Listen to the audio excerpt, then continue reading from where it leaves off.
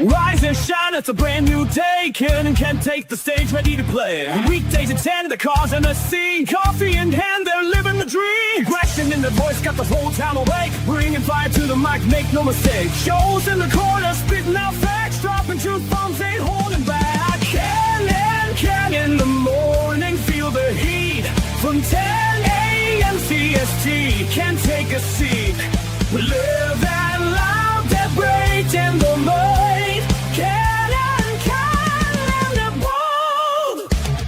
Light up your speakers, crank up the sound. They're talking about life upside down.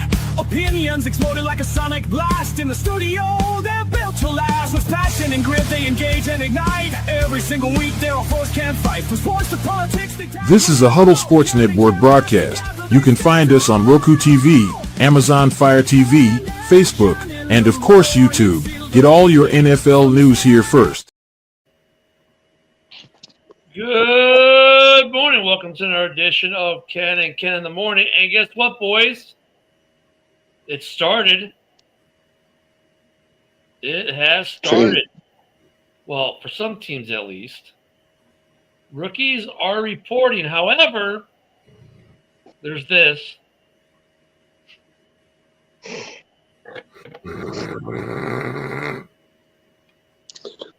The salty liberal bean. Just what I love to see in the morning. That's a second round pick right about this moment. Yeah, they all voted for Kamala. Not one is signed. However, there is news. According to sources, the Cleveland Browns are in no rush to sign their second round pick running back Keyshawn Judkins, who was arrested Saturday, of course, and charged with misdemeanor battery and domestic violence against his girlfriend. They are in no rush to get his contract done. He's the fourth overall pick in the second round, so what kind of impact that'll have on the rest of the second rounders, I think none. But that's one of the 30, somewhat kind of not adjudicated, but they're like, hey, we're in no rush now. After that, we don't even know if the guy's going to be playing. So Browns fans, you may have lost that pick. Man, look, I just find it kind of odd, right? Like, the guy has a girlfriend for all these college years, right? Never catches a domestic violence. The second he gets drafted, all of a sudden, he starts beating her up. I don't know, just... I'm telling you, this is why players need to invest in body cams. Morning, Cam. Yeah, and he hasn't even signed his contract yet. So, I mean, but maybe he said he was going to break up with her. So then, they had a fight. And she's like, well, then you're not going to make any money. I mean, who knows? Body or maybe like Tyree. Maybe he really did it. I don't know, but I'm just who knows? He's not the first guy that this has happened to. I'm just saying, like these domestic violence charges seem to come out of the woodwork when a guy gets drafted and signs a contract. Well, he hasn't signed a contract yet. No, I know, but I'm just saying when a guy gets drafted, maybe the girl made a mistake and was too premature. Like she thought, oh well, he's been drafted, like the money's gonna start pouring in, and he's like, wait, you got to wait till I sign the contract first, then you can call the cops.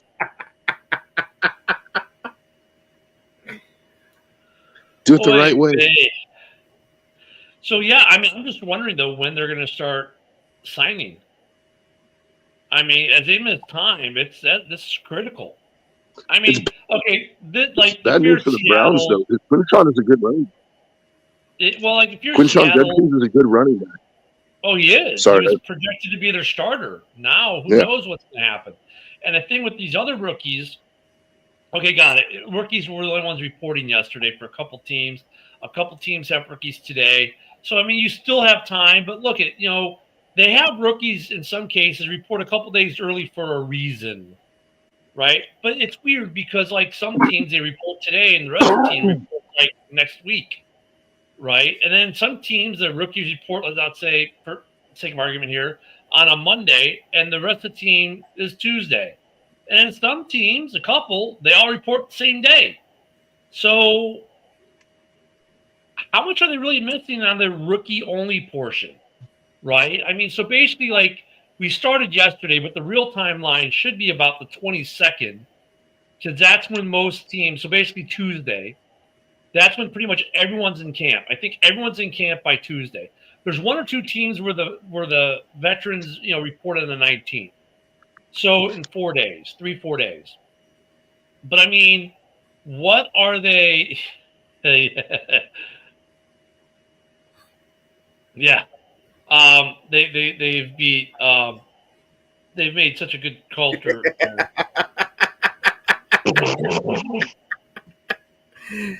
Yeah, you know what's funny, Dorn? I don't see any Bears who are in that situation, but that's okay. We know you're infatuated with a certain Give them team. some time to catch up. Come on. For Green Bay, they got nothing to do but tip cows and eat cheese. See, this is why we're not beating the women over here. We're beating the cows instead. Well, that's because there are no women. They've all left and gone to real cities. Anywho, Watch, hey, you're going to see it later today. Luther Burden arrested for domestic violence. Right. I mean, it's one of those things like, how much are they missing in the rookie only portion? How important is it? How important is it? Because, like, all right, Seattle, you feel you have to have them a week early, but other teams are like, we'll just bring them in with the vet. So, like, how important is this time right now? You gotta assume right now all they're doing is going through like playbook shit and minor stuff like that. That's the only thing I can think. I think it depends on the team, like you said. Like, if there's teams that set aside 4 or 5 days specifically for rookies, and you're missing that, then I think you're missing a lot. Like, because it's like we're not coming back to this. You know what I mean? Like when the vets get here, we're strapping up and we're ready to go. Like. So if you miss this, you're kind of screwed. Some teams report the same day. So, I mean, it's like... Yeah, no. I mean, so what maybe you're not missing who the janitorial staff is, and here's where you get your haircut, and here's campus. Okay, great. And these are the massage parlors to avoid. Yeah, exactly. But that's kind of my point, is that if teams are specifically setting aside days just for rookies, then those are the teams where you're obviously missing something, because they've set aside that time that, they're specifically for rookies for a reason. Like this is your time that we're going to, catch you up. We're going to, get you accustomed to everything. Cause when the vets get here, we're going to rock and roll. Like, I mean, I would say though, these rookies, like if you're, let's say, missing today, the rookie only piece, it's you're missing something. But as long as you're there by the time the rest of the team shows up, you're probably going to be okay. But if you start missing camp, what's next Thursday and the second rounders haven't signed, there's issues, bigger issues.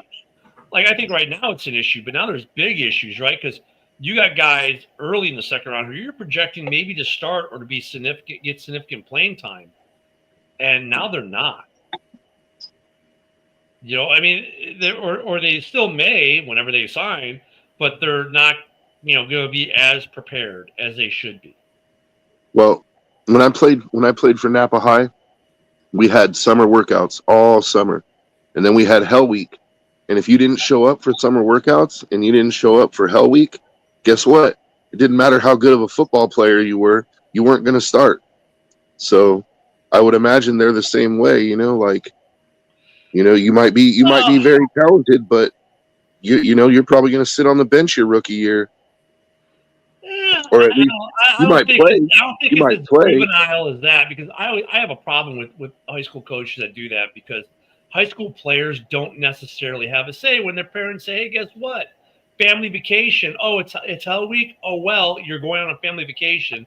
I think that's shitty when high school coaches take it out on players. Especially if they're a good player, because, you weren't at this 1 week of summer practice because your family went on a family vacation and you as a minor were forced to go with your parents on vacation. I'm sorry, coach. F you. I think that's bullshit. I actually do. I think that's bullshit. That hurts kids. I mean, you weren't here. Well, what do you want me to do? I'm 15 years old. Tell my parents to pound sand. Sorry, I'm not going on the family vacation. And I'm supposed to stay home by myself and get myself to practice? Come on. the number of kids that happens to compared to the number of kids who just don't show up for Hell Week because it's hard. Like, oh yeah, that's there's that. I get that piece, but I mean, I always hated that kind of, one size fits all thing like that. Like, oh, well, you weren't here at Hell Week. Well, I'm sorry, my family made me go on, to a family vacation, or, oh my God, your family member had a wedding and you went to it and you missed high school football practice in the summer for a day. You should be benched. I mean, I always hated that crap. It's like, guys, they're not professionals.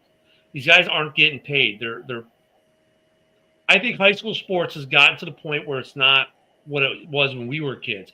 Yeah, we did it because we liked it. We had fun, but we weren't trying to be pros in high school. Like, we were still being kids. Now the way they treat these high school kids is like they're in the NFL, and it's like they're not. It's like, let these kids be kids, enjoy the game, learn the game. And there's too much, well, you don't pay for my extra coaching services, so I'm not letting you play kind of bullshit. My son's high school program was so dysfunctional. He's a senior this year. From his freshman class, guess how many of the kids? There were 64 kids that played his freshman year. Guess how many of those kids are still in the football program coming into the senior year? 3. 5.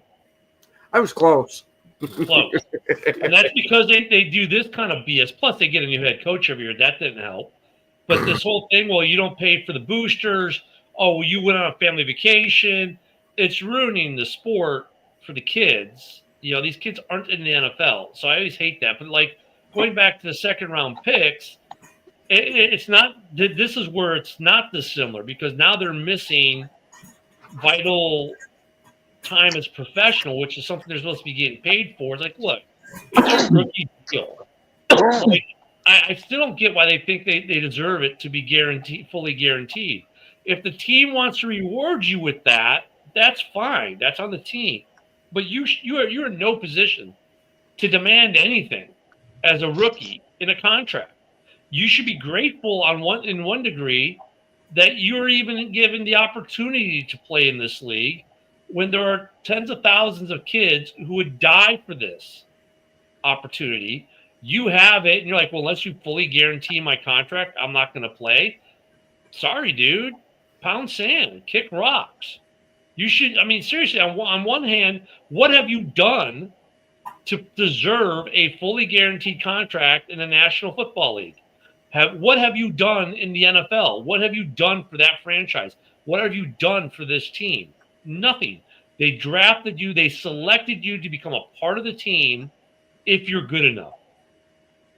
Think this is part of the whole NIL bullshit going on in college there, to where they think they're worth a certain dollar sign, and because of being so used to getting that money there, that they think that, hey, I should be getting the big bucks here since I'm in the NFL. Well, I mean, they're still getting the money. The money's not the issue. They look at the amount of the contract is what it is, right? Like, if you're a second rounder, it can go up to like what? $6 million or whatever it is, right? I mean, the amount of money they're going to make this year is set in stone, because there's a pay scale that was signed off by the NFLPA and the NFL. There's a pay scale, but they want it fully guaranteed. Well, there's no fully guaranteed. That's what I'm saying. If a team wants to reward you with that piece of it, like, because honestly, this whole thing with the second rounders isn't about how much money they're making. That's set in stone. They can't change it, right? They cannot change how much money they're making. That's set in stone. It's, I want it fully guaranteed. Well, look, if a franchise wants to bestow that upon you, that's on them, but you're in no place to demand it. What have you done to deserve it? You got selected. You got picked. Okay.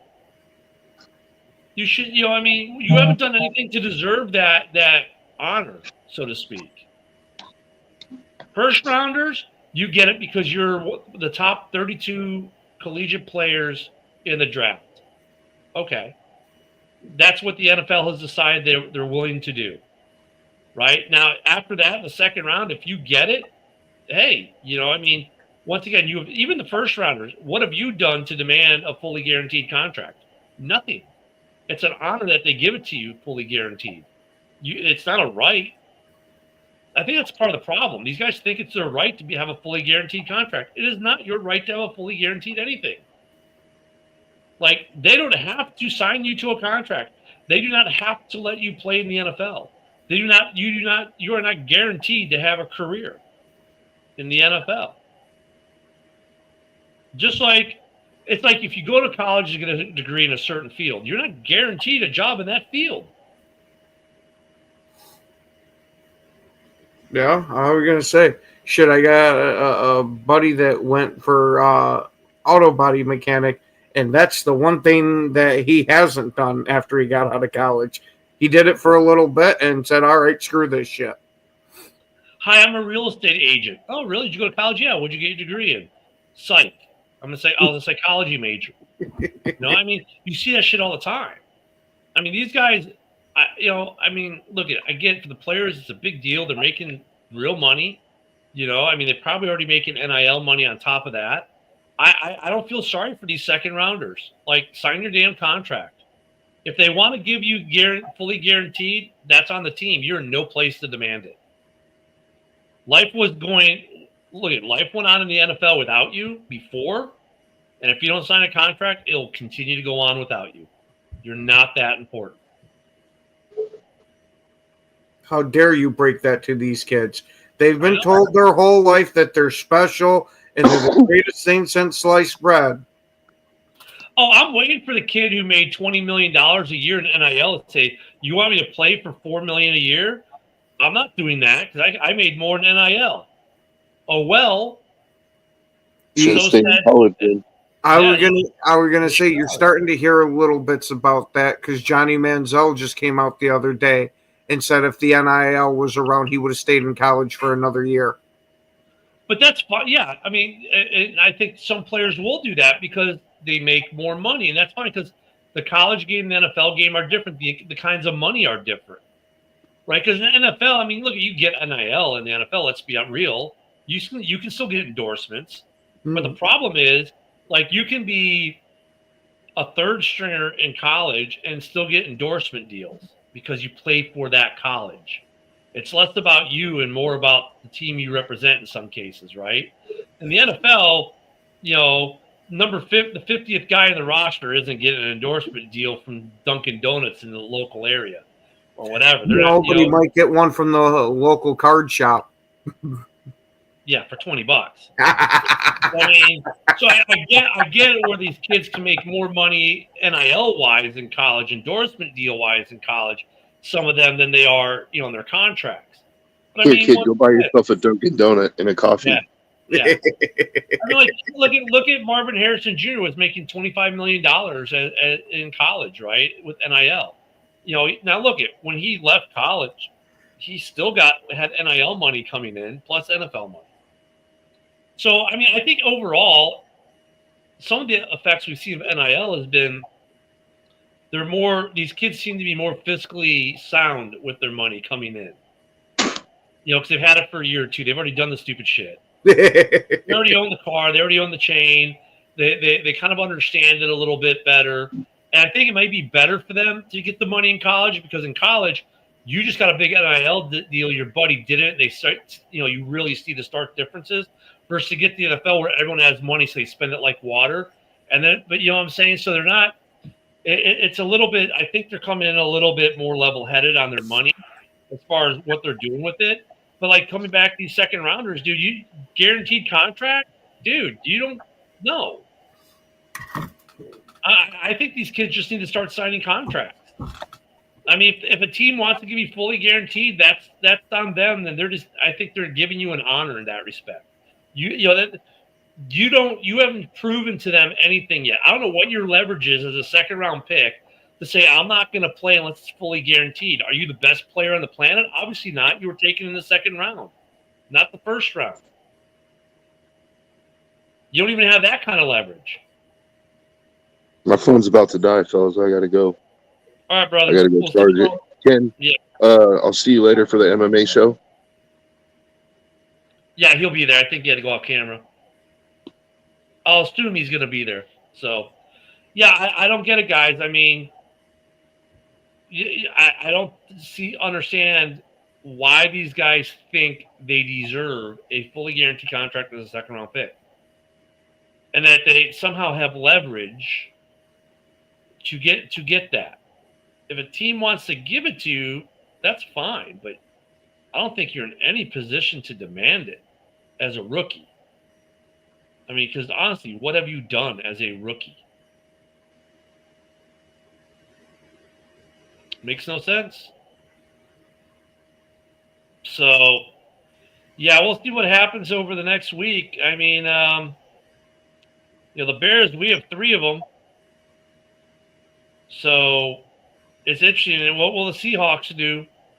I mean, they already had day 1 without camp with him.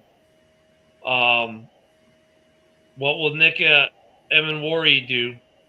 If he signs a non-guaranteed, I think it becomes a non-issue. I think everyone signs. But thank you, Texans, for screwing over the rest of the league by giving your second rounder a fully guaranteed contract. Yeah, this is where we're at. This is where we're at, folks. Pretty soon, the 7th round pick is going to want a fully guaranteed deal. That's the other piece of that. We got I mean, think about what you do for a living. Was your contract fully guaranteed? Your first 4 years of employment, you guaranteed that money? No, none of us were. So yeah, I mean, even in baseball, they're not, right? Rookies go to rookie. Well, they sign contracts though, but I don't. To me, it just doesn't make sense. But yeah, rookies are reporting. Well, everyone but the second rounders. Well, 30 of the 32 second rounders won't be reporting because they can't. They're not under contract. So we'll see what happens there as we get the league is officially underway now. As we start working towards actual games, we get the Hall of Fame game here in a couple weeks. We get the regular season, shortly after. This is when we get into it, and before we know it, it's going to be over. So we need to enjoy it while we can, and hopefully these second rounders get their heads out of their 5th point of contact and actually sign some deals. That would be a good thing.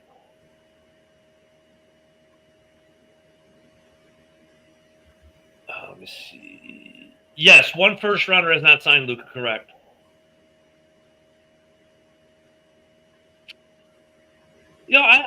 I don't get the signing, but I mean, look, if the whole thing's gonna be fully guaranteed, I don't get why they don't sign. I think there was something else though where they could void it, and I think was the hiccup for him. I think there was some language. I didn't hear it being $2 million less of a signing bonus. I heard there was language like if you were to get cut, they could void certain things, and that's what they were unhappy about. Like there was. Let me see it. Yeah, here we go. Oh, wait, no, Jahadi Barron signed 11 hours ago. Yeah. That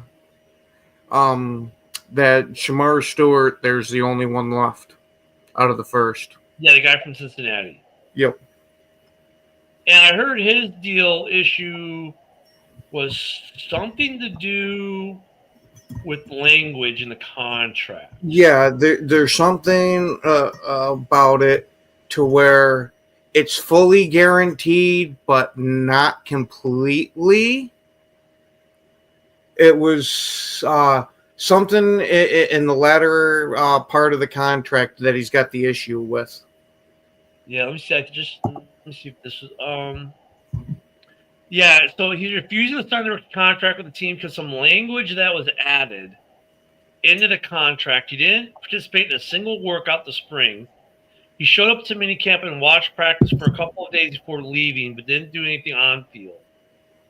The team wanted to add a clause to the contract that would allow the Bengals to void future guarantees if Stewart were to get in trouble off the field. That doesn't sound good that's what you're arguing against. I know, right? That sounds like you plan on getting into some kind of shit. And now they're saying that he might just not play this year and go back to college and re-enter the draft next year. Yeah. He'd be ineligible to play college football. Yep. because he declared for the draft. However, he could enroll in classes at A&M and then enter the 2026 draft. Yeah, and be selected by any team that's not Cincinnati. That is just that is just interesting.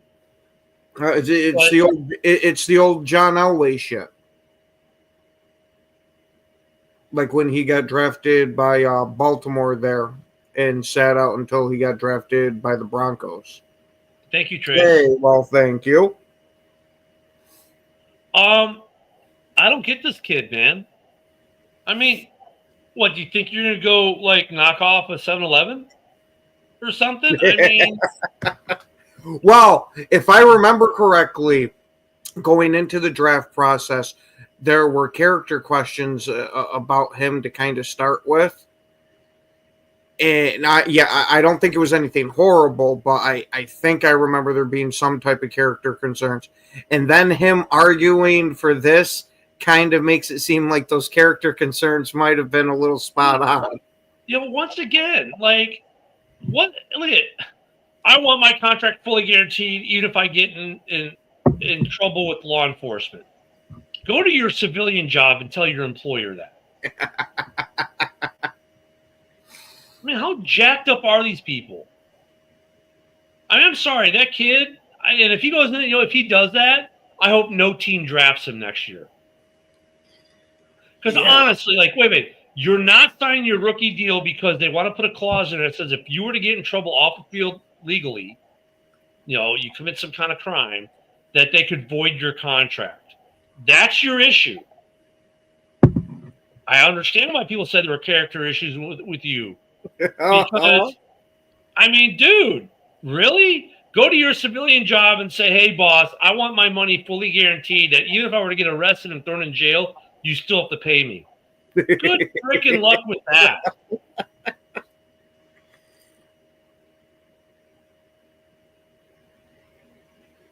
Yeah, I know, Luca. They're playing that waiting game. But you know what? They don't deserve to play that waiting game, the second rounders. Like I said, if the team wants to bestow that on you, that's fine. These second rounders are in no place to demand it. The issue is from the other two guys getting the fully guaranteed. Now that kind of makes the second round trope there about, you're not a first rounder, so you don't deserve the guaranteed money. Well, these guys in the second round got the guaranteed money. What makes me different? That's what I'm assuming their thought process is. Cam is like, if I told my boss I want fully guaranteed money if I were to get legal, go ahead and pound sand. That's exactly what your boss would say. And that's what the NFL should tell these guys. Pound sand. I'm with Cincinnati on this one. Sorry. Sorry, people who are all pro-player, anti-owner. I'm with the owner on this one. You won't sign the contract because there's a clause that that if you get into legal problems because you do something illegal, they can void your contract. And that's why you're refusing to sign. Get the fuck out of here. My only thing would be like, if it was like you can't get in any kind of trouble, like speeding ticket or even stuff like that. But I highly doubt that's the type of language they're talking about. But look, I think that should be there too. Because, well, hey, let's go 120 to 50. I'm not talking about egregious speeding tickets. I'm talking about a dude doing 45 and 30. Yeah, you're doing 67 and 55. I get it. That shouldn't be in there. But something's egregious. Do you think rookies are? Yeah, they are expecting way too much other contracts before they've proven anything. Because once again, go to yourself. When you graduate college or trade school or whatever it is you did to get the civilian job you did, you expected fair compensation, right? But come on, there's no full guarantee. You didn't go to that boss when they hired you, said, oh, by the way, you need to give me 4 years fully guaranteed, or as a rookie, 5 years fully guaranteed. And, oh, by the way, if I get in legal issues, you can't void my contract. Yeah, I can.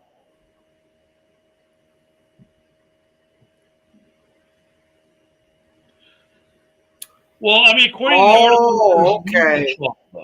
to the article, it's legal trouble, not just like if he Let me see here. Let's find it. I was gonna say if that's what it is, then I can kind of see a little bit about that, because shit happens sometimes, and if you're late and they're gonna dock your pay over that, if it's like I mean, once one-off, again, though, but you know what, though? Honestly, okay, because the language of the article says if he were to get in trouble off the field. Okay. But once again, that doesn't, I get what Luke is saying there, but that doesn't change the argument for me. It doesn't move the ball. So, it's like, just don't get in trouble. Just do what you're supposed to do. How freaking hard is that? I'm gonna say this is somebody who's got a family that's known for that. Sometimes it just kind of seems to happen. Obviously we don't know the specific language, but it's like, if you're late to practice, we can void your. Okay, that'd be stupid. That's okay. I'd agree with the player a little bit there, but don't get arrested. Don't do stupid shit. But also though, if it's like, hey, if you don't show up to team meetings, if you're habitually late, right? If you're late every day, I can understand that though for the team though too. So to a degree, just behave. So like I said, to me that kid signed the contract. Just behave. For the second rounders, sign the contract. You haven't done anything that says I should get a fully guaranteed anything. You've done zero, nothing. I still blame Houston and Cleveland for this mess. Yes, me too. But then again, look, I do and I don't. I do because now we're sitting where we're sitting, but I don't because they felt that those two particular individuals deserved it for whatever reason. But unfortunately, they caused the domino effect. The domino effect is now everyone thinks they deserve it, but they don't all deserve it. Just because they believe their picks deserve it doesn't mean everyone else deserves it. And I don't know what the reasoning for it is, and I don't know if they've come out and said it. I haven't seen it. But once again, if the team decides that you're deserving of that honor, then fine. But I don't think you're in any position to negotiate for it, to hold out for it, because what have you done? Like I said, I think that's more like hey, we want to give this to you. You can't force it at this point. They're going to try. They're trying, but okay, fine. See you later, Rook. Life was here without you. Life will be here without you now. And guess what? We'll just draft another guy next year who'll gladly take your place. And there's another guy in the agent who'll gladly on the roster who will gladly take your place on the roster. Player agents. Who are the terrorists right now? The owners or the player? I would say it's the player. You've done nothing to deserve it. If they want to give it to you, that's on them to want to give it to you. You haven't done anything for the organization yet. Because what? Now next year, fourth rounders are going to want fully guaranteed. Dude, you're one of 2,000 people who are going to be on an NFL roster.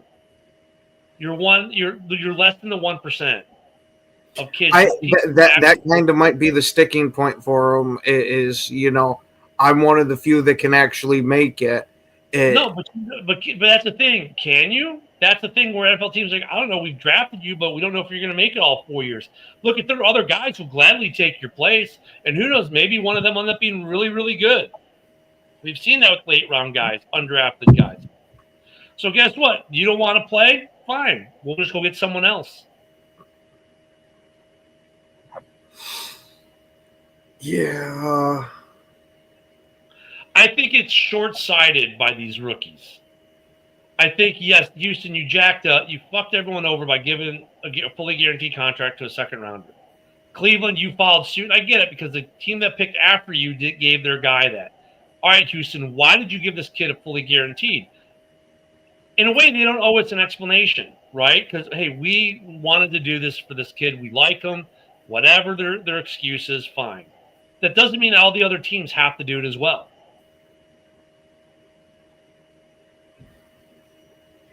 But Yeah. that's just it. But Luka, no, that has absolutely nothing to do with it. That has literally nothing to do with it.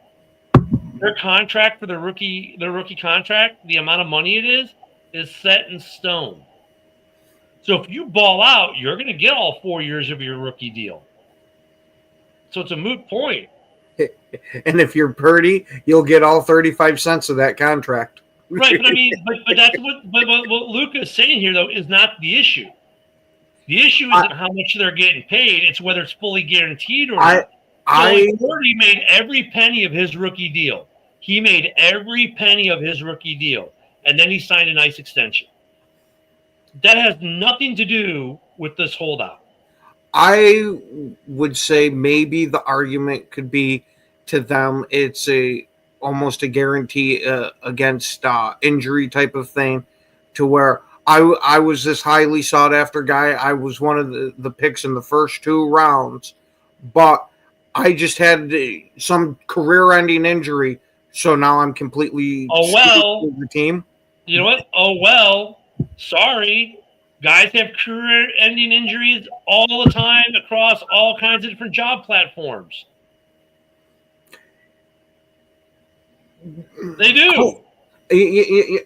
I wonder, do NFL players qualify for disability insurance? Yes, they do. Oh, okay. And through the collective bargaining agreement, there are provisions for these guys if they are to get injured, where the NFL will pay certain things and they will still receive certain monies. So look at when you become a cop, when you go in the military, when you become a construction worker, a postal worker, whatever, and you get hurt in the job and it ends your career, guess what? Suck it up, buttercup. Right? Same thing for these guys. I'm sorry. I'm not. They're no different than Joe Blow down the street who goes and gets a job working for some company in a factory, and something happens to him, and now his career is over. He's got this debilitating injury for the rest of his life. Oh, well, I mean, not oh, well, but he's no different than the guy in the NFL. But at least with them, I know that they can sue the employer for depending on how that injury happened, versus the NFL. I don't remember any. There's no suing anyone if you're a cop getting shot on the job and now you end up paralyzed. You're not suing the PD over that. Guess what? You're retired now medically. That's just the way it is. And you might have, the option of getting disability insurance. You might get Social Security disability or something like that. That's just what happens. If you're an NFL player and you get 2 years and you get a career-ending knee injury, go get another job like everyone else has to. But the only difference is you made a shit ton more money in those 2 years of that job profession than your counterpart who worked in a construction factory or in a construction area or in a factory or as a cop. You know what I'm saying? I mean, I just got the visual of a factory that's just fucking putting out houses and shit. And they do, right? The prefab places, right? I mean, that's what I'm saying. These guys are already making tons of money coming out of college compared to their counterparts coming out of college. You have a career-ending injury? Okay. So what? The guy who has a career-ending injury in his profession doesn't get any special things just because he builds houses. Okay, you played football. You played a sport that entertained us. Okay. Now, guess what? Go get another job. Oh, you got disability? Well, claim your disability insurance. Yeah. No shit. You know what I'm saying, Trace? No, I get it. Look, I actually had a profession where the cost of my profession was a blank check I wrote to the U.S. government that was up to including my actual life. These NFL players aren't doing that. And we don't get paid a fraction of what these dudes get paid to play a game, while people like Trace and myself and other veterans are out there literally putting our lives on the line so they can play that freaking game. So that's why I have no sympathy for them should they get a career-ending injury. You know how many soldiers have gotten debilitating injuries where, the VA's going to give them a little chunk of change, right? You use a body part, that's 20% disability. That's nothing. That's like $300 a month. Are you kidding me? Yeah. That's fucking ridiculous. Yeah, dude, you lose an arm, you're not getting 100% disability. That's like 30%. 20, 30%. It's a couple $100 a month. I mean, so look I have the whole career-ending injury after year 2 thing. Dude, you made over $1 million in your 2 years in the NFL. I could care less. Go get a real job like everyone else has to do. So you can't play a child's game that you played as a kid anymore and make money off it. Boo-hoo. Boo-hoo. It's a privilege for them to play in the NFL. It's a privilege to play in the MLB, in the NBA, in the NHL, in the MLS, in any of these leagues. It's a privilege to be able to play a game and make millions of dollars to do so, or hundreds of thousands of dollars. Yeah, Cam knows this. You lose your hearing? Oh, it's not bilateral. It's only 1 year. You get nothing.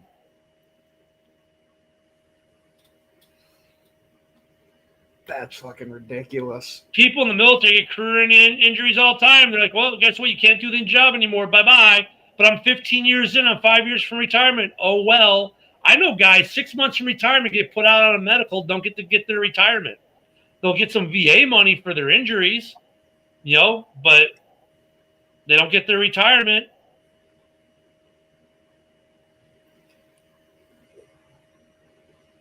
Yeah, I'm not budging on this. It's not a right to have a fully guaranteed contract. And the argument, well, what if they get injured? Oh, well. So, I mean, that's life, baby. You're getting paid to play a game, and we love the game. We pay for it. We pay to watch it, right? We pay you big money to entertain us. Let's not forget that. We pay money for you to entertain us. Oh, I can't do it anymore. Well, then go get a real job like everyone else has to do. You're not special, but I can play football, and I can shoot a rifle. Big deal. The problem is that they were special, and now you took that. No, they were never special. They're not special. They've done something that only 2,000 people can do. That's life in the big city, kiddo. Yep, you're right, Broski. No, they're not special. They're good at their craft, and they can entertain us. That's nice, but it doesn't make them any more special than any other person in any other field. I don't know. I say the top people in their fields, no matter what field it is, are special. They make money. They're special in that regard. Within their field, they're special. Outside their field, doesn't matter.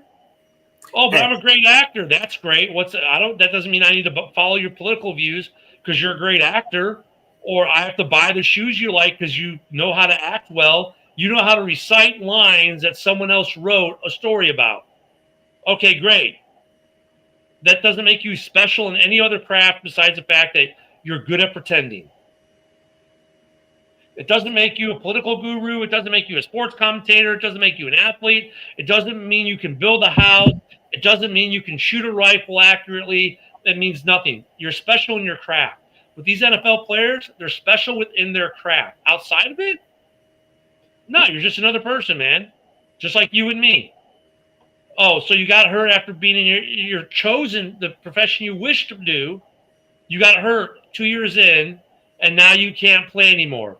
Okay, well, guess what? There's a lot of people who can't do the jobs they want to do because of a physical limitation or an injury. And guess what they do? They just go get another job. Yeah, exactly. Duval. There you go, John. I mean, for these guys to be holding out for a guaranteed contract, I have zero sympathy. And when I hear that argument, well, if they get hurt after 2 years, and they go get another job.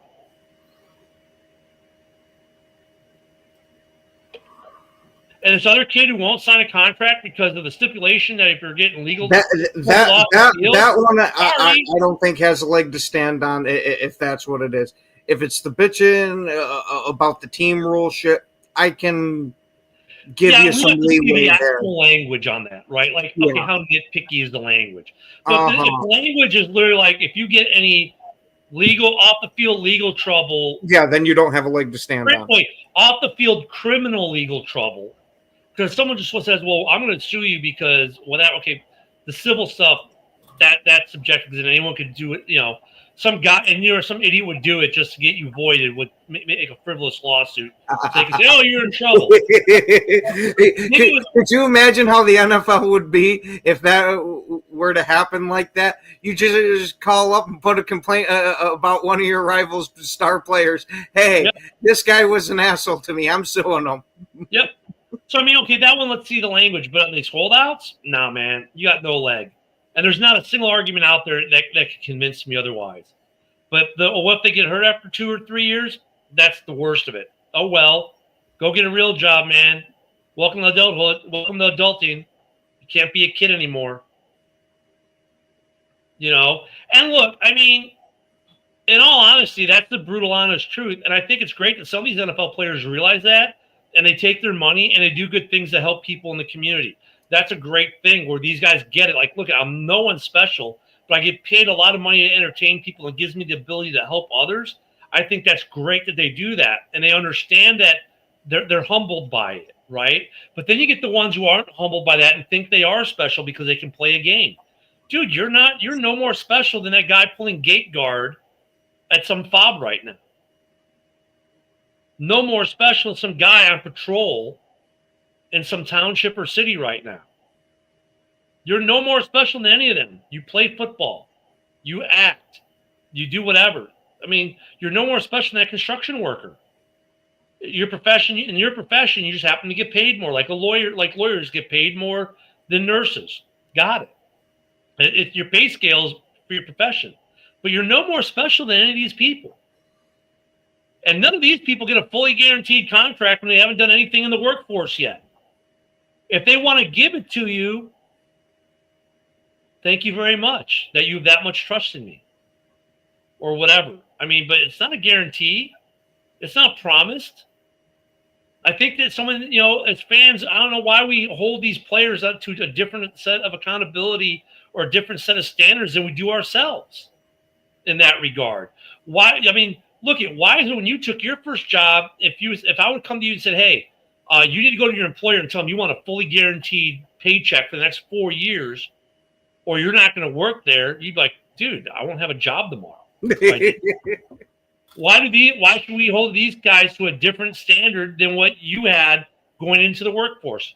Because like Luka obviously does well for himself. He's good at what he does, makes well enough money that he can travel and see the team. So Luka, why don't you go tell your job, hey, I want 4 years guaranteed or I'm not going to work anymore. Your employer would be like, I mean, unless you've earned it. I was going to say, when you're talking about the top of the specified skill sets, like surgeon, something like that, when you're talking about those type of guys, then you got the leverage of, hey, you got to pay me X, Y, and Z. That's the first round. That's why the first rounders kind of get it, and we don't really bitch about it. Yet they are the top 32 players that are entering the league. They are the top, right? You're second best now in the second round. You're not the top 32. You're the second tier of players. So I get it. Like, the guy coming out of law school who, 3 firms want him. He has leverage. But it's also different. There's no draft, right? Yeah. This one, you agree to enter the draft to be selected by a team to play or to possibly play for them and get a contract. And then a step further, you sign. When you enter the draft, you're agreeing that, hey, whatever round I get selected in, whatever position, that's my pay scale. So you've already agreed to certain things by agreeing to go to the draft. Nowhere in there it says you are, even for the first rounders, it does not say you are guaranteed a fully guaranteed contract. That might be in the first rounders contract. I don't think it's actually in the CBA. I think teams have just done it out of practice, right? I don't think it. So, as a second rounder, yeah, I mean, look at. They get paid for what they do. And if they get hurt, yeah. So guess what? If making as a second rounder, at least was I think the cheapest second round contract is 1.6 mil this year. If making 1.6 mil this year is not enough for you to play the game, then don't play. No pity. I'm with Broski on this one. I have no pity party for these guys. None. None whatsoever. You know, you knew what the game was when you started playing as a kid, and now you're going to get paid to play the game that you played as a kid that you had fun playing. Dude, I mean, we all wish we could just play games, play our favorite childhood game and get paid for it. We all wish we could do that for a career.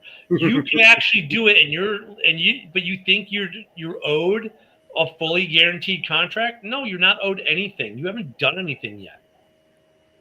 You're not even the top 32. You're the second tier. You know, I mean, if they want to give it to you, that's their choice. You don't have a leg to stand on to demand it.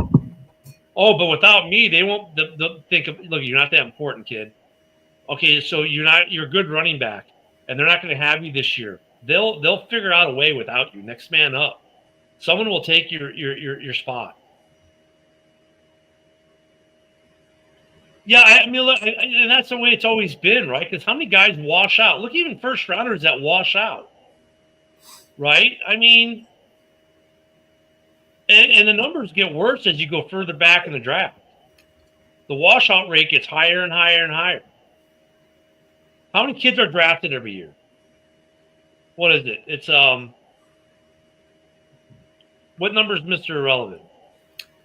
It's somewhere in the higher 200s, I think. 224. Oh, okay. I thought it was way higher than that. I thought it was 7 rounds at 32 picks is 224. Now, compensation picks, obviously that changes, right? Of those 224 on average, which is the bare minimum that can get drafted, right? Well, bare minimum unless someone gets loses a pick that no one gets to take, right? On a normal year when everyone takes all their 7 picks, 224 people get drafted. Guess how many of those people in a league where at any given point in time about 2,000 people are under contract between the 53-man roster and practice squads, 220 people a year, how many of those guys do you think stick past their initial contract? Probably 50. Or even make it. Yeah, I would say you're probably looking somewhere in the range of 50 to 100. If that. That's why I gave the range of it. And the first rounders are the most likely to make it through their initial contract, and then the numbers get worse as you progress up the draft order to the 7th round. So look at second rounders, you got a high washout rate. You shouldn't get anything guaranteed because guess what? If you play for 2 years and you suck and they cut you because you can't adapt to the NFL or your play isn't there, then why should they pay you any more money? You didn't work. You've already cost them enough. You cost them draft capital that they could have spent on a better player. So take your money and get cut and be gone. This fully guaranteed crap, no, don't care. They have no leverage to me. None. And there's no argument you can make that's going to change my mind on that. It's a good thing for these players that you're not involved in these negotiations. No, I think the GMs are the same way overall. I mean, look at it. Like if I as the GM would say, hey, let's say I drafted you in the 2nd round and I chose to give you a fully guaranteed because of whatever reason I have, maybe I think that, hey, you're a special talent that we got lucky to get in the 2nd round that should have been a 1st rounder. And I think that you're worth the risk and maybe some other factors. Maybe I give it to you, right?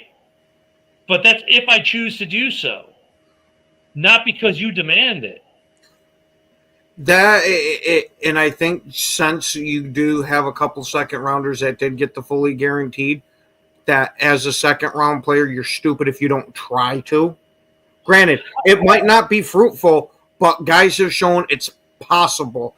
Otherwise, to me, you're leaving money on the table. Well, here's the other thing. You're Luther Burden the 3rd. You're the 9th pick in the 2nd round.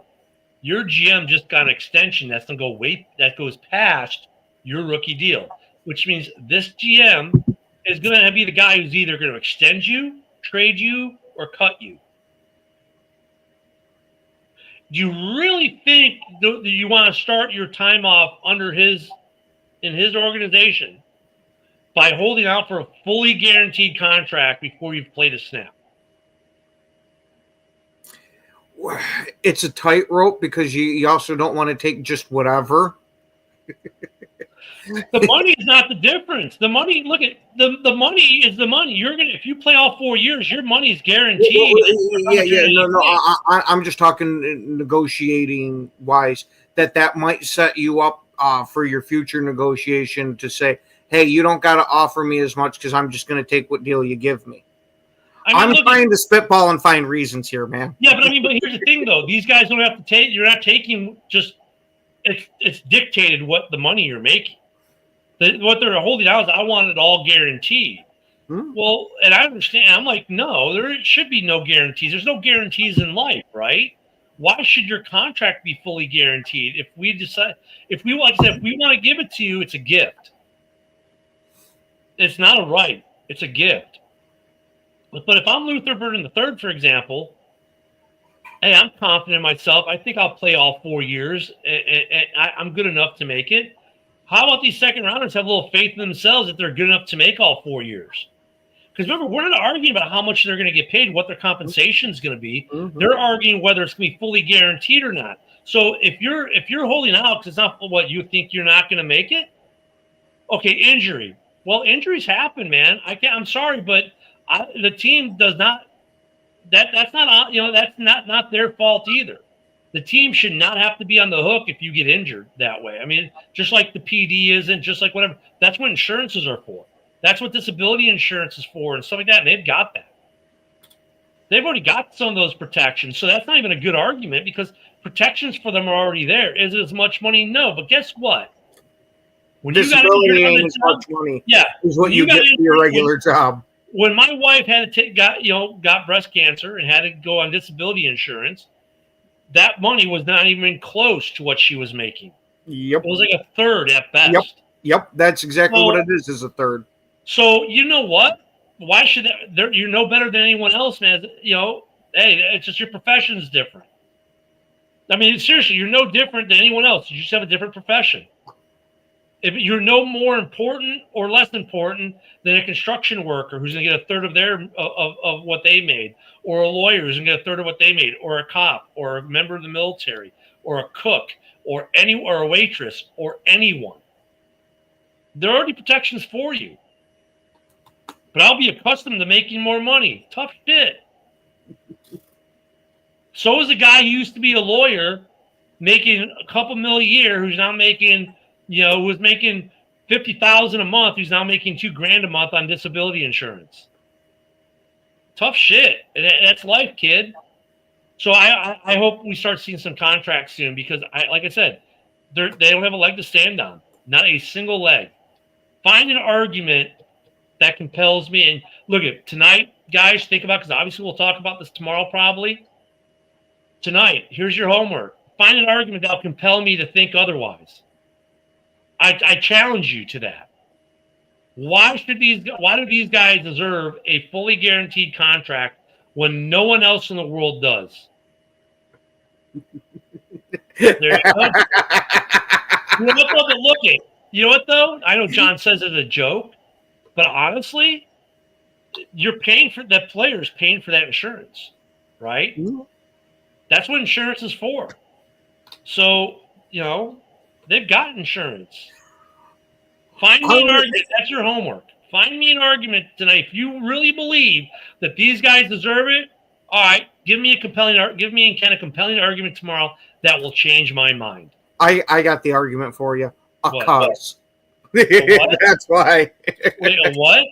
A cause. That's why. Hey, don't forget, this afternoon we got the MMA show with Ken and Joe. Joe will have a fully charged phone by then. 2 p.m. Central. Tonight we have Hal's Hard Report at 7 p.m. Central. Don't forget, we'll be back tomorrow morning at 10 a.m. Central, 11 on the East. We thank you guys for your comments and for being with us every day. Yeah, there we go. The money they made in college was ridiculous. Don't forget to be with us every day. Don't forget you can find us on X at Ken the Bear Fan at Packer Backer News on Facebook, at the Huddle Sports Network on Facebook and YouTube, and on the Roku app and Fire TV app, as I have cats jumping all over the place in here. You guys enjoy your day. Get some pool time. Get some beach day time. Enjoy the day, and we'll see you all tomorrow. Have a great one, everyone.